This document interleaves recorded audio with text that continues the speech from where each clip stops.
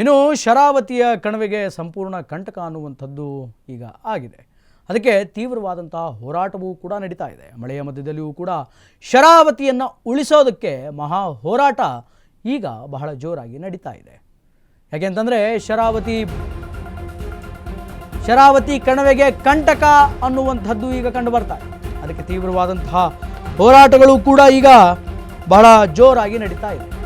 ಮಳೆಯ ಮಧ್ಯದಲ್ಲಿಯೂ ಕೂಡ ಶರಾವತಿಯನ್ನು ಉಳಿಸೋದಕ್ಕೆ pumped storage ಯೋಜನೆಯ ವಿರುದ್ಧ ಈಗ ಧರಣಿ ಅನ್ನುವಂಥದ್ದು ನಡೀತಾ ಇದೆ.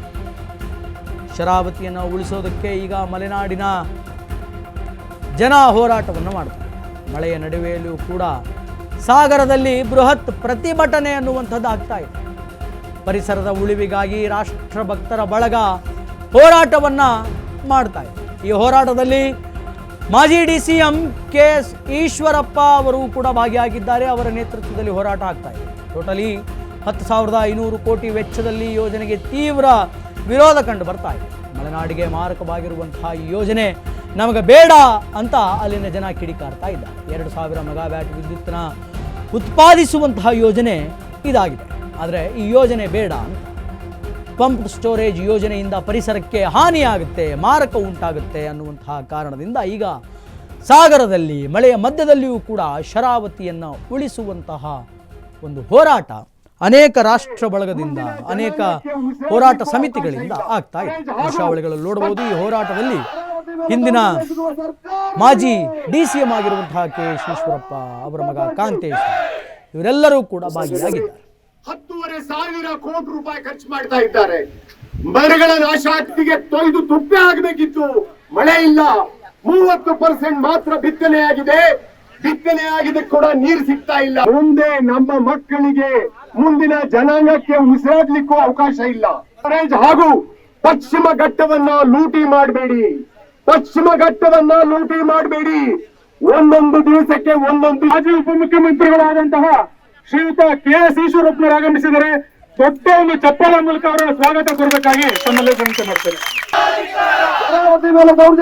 ಸರ್ಕಾರಗಳಿಗೆ ಪರಿಸರವನ್ನು ಉಳಿಸಬೇಕು ಅಂತೇಳಿ ಶರಾವತಿ ಪಂಪ್ ಪ್ರಾಜೆಕ್ಟ್ ನಡಿಕೊಡುದು ಅಂತೇಳಿ ಮಾರುತಿ ಗುರುಜಿಯವರ ನೇತೃತ್ವದಲ್ಲಿ ಸಾಗರದ ಈ ಸರ್ಕಲ್ ಅಲ್ಲಿ ನಾವು ಧರಣಿ ಕೂತಂತ ಸಂದರ್ಭದಲ್ಲಿ ನಾವು ಮುಂಚೆನೆ ತಿಳಿಸಿದ್ವಿ ಸರ್ಕಾರಕ್ಕೆ. ಅಸಿಸ್ಟೆಂಟ್ ಕಮಿಷನರ್ ಬಂದು ಇಲ್ಲಿ ಮನವಿ ಸ್ವೀಕಾರ ಮಾಡ್ತೀವಿ ಅಂತ ಹೇಳಿದ್ರು. ಮಳೆ ಬರ್ತಾ ಇದ್ರು ಕೂಡ 5,000 ಸಾವಿರ ಜನ ಇರ್ಬೇಕಾದ್ರೆ 108 ಬಸ್ಸಲ್ಲಿ ಬಂದರೂ ಕೂಡ ಸರ್ಕಾರ ಮನವಿ ತಗೊಂಡಂತ ಯೋಗ್ಯತೆ ಸರ್ಕಾರಕ್ಕಿಲ್ಲ. ಇದರ ವಿರುದ್ಧ ಖಂಡನೆ ಮಾಡ್ತಾ ಇದೀವಿ. ಇಲ್ಲಿಂದ ನೇರವಾಗಿ KPCಗೆ ಹೋಗ್ತೀವಿ. KPC ಅಧಿಕಾರಿಗಳ ಮುಂದೆ ನಾವು ಮತ್ತೆ ಮನವಿ ಕೊಡುವಂತ ಪ್ರಯತ್ನ ಮಾಡ್ತೀವಿ. ಅವ್ರು ಅಲ್ಲಿ ಏನ್ ಮಾಡ್ತಾರೆ ನೋಡ್ತೀವಿ. ಪರಿಸರವನ್ನು ಉಳಿಸಬೇಕು ಅಂತೇಳಿ ಶರಾವತಿ ಪಂಪ್ ಪ್ರಾಜೆಕ್ಟ್ ನಡಿಕೊಡುದು ಅಂತೇಳಿ ಮಾರುತಿ ಗುರುಜಿಯವರ ನೇತೃತ್ವದಲ್ಲಿ ಸಾಗರದ ಈ ಸರ್ಕಲ್ ಅಲ್ಲಿ ನಾವು ಧರಣಿ ಕೂತಂತ ಸಂದರ್ಭದಲ್ಲಿ ನಾವು ಮುಂಚೆನೆ ತಿಳಿಸಿದ್ವಿ ಸರ್ಕಾರಕ್ಕೆ. ಅಸಿಸ್ಟೆಂಟ್ ಕಮಿಷನರ್ ಬಂದು ಇಲ್ಲಿ ಮನವಿ ಸ್ವೀಕಾರ ಮಾಡ್ತೀವಿ ಅಂತ ಹೇಳಿದ್ರು. ಮಳೆ ಬರ್ತಾ ಇನ್ನು ಈ ಪ್ರಕರಣಕ್ಕೆ ಸಂಬಂಧಪಟ್ಟಂತೆ ನಮ್ಮ ಪ್ರತಿನಿಧಿ ಅಶ್ವಿನಿ ನೇರ ಸಂಪರ್ಕದಲ್ಲಿದ್ದಾರೆ. ಅಶ್ವಿನಿ, ಏನಿದು ಹೋರಾಟ? ಯಾವುದಕ್ಕೆ ಈ ಹೋರಾಟ ಆಗ್ತಾ ಇದೆ ಅಶ್ವಿನಿ?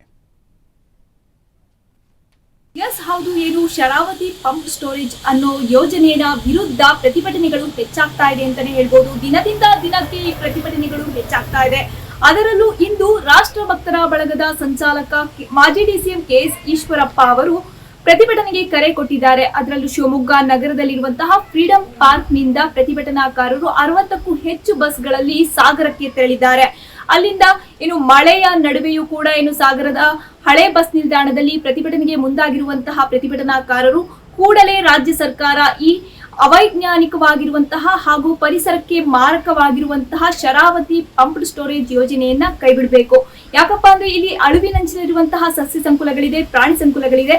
ಹೆಚ್ಚಾಗಿ ಮಲೆನಾಡು ಭಾಗದಲ್ಲಿರುವಂತಹ ಪಶ್ಚಿಮ ಘಟ್ಟದ ಸಾಲು ಅಂತ ಹೇಳ್ತಾರೆ, ಅದು ಈಗ ತನ್ನ ಮೂಲ ಸ್ವರೂಪವನ್ನ ಈ ಅಭಿವೃದ್ಧಿ ಹೆಸರಿನಲ್ಲಿ ಕಳ್ಕೊಳ್ಳುವಂತಹ ಸಾಧ್ಯತೆ ಹೆಚ್ಚಾಗ್ತಾ ಇದೆ. ದಿನದಿಂದ ದಿನೇ ಅದು ಮಲೆನಾಡು ಭಾಗಕ್ಕೆ ಹಲವಾರು ಯೋಜನೆಗಳು ಬರ್ತಾ ಇರುವುದು ಇಲ್ಲಿನ ಜನರಲ್ಲೂ ಕೂಡ ಆತಂಕ ಮೂಡಿದೆ. ಅವರ ಮೂಲ ಅಸ್ತಿತ್ವಕ್ಕೆ ಎಲ್ಲೂ ಪೆಟ್ಟು ಬೀಳುತ್ತೆ ಅನ್ನೋದು ಒಂದು ಕಡೆ ಆದ್ರೆ, ಒಂದು ಪರಿಸರ ಆಸಕ್ತರ ಗಮನ ಏನಪ್ಪಾ ಅಂದ್ರೆ ಮುಂದಿನ ಪೀಳಿಗೆಗೆ ಪಶ್ಚಿಮ ಘಟ್ಟ ಇದೆಯಾ ಇಲ್ವಾ ಅನ್ನೋದೇ ಒಂದು ಪ್ರಶ್ನೆ ಮೂಡುವಂತಹ ಮಾರಕವಾದ ಯೋಜನೆ ಇದಾಗಿದೆ ಅನ್ನೋದೇ ಆಗಿದೆ.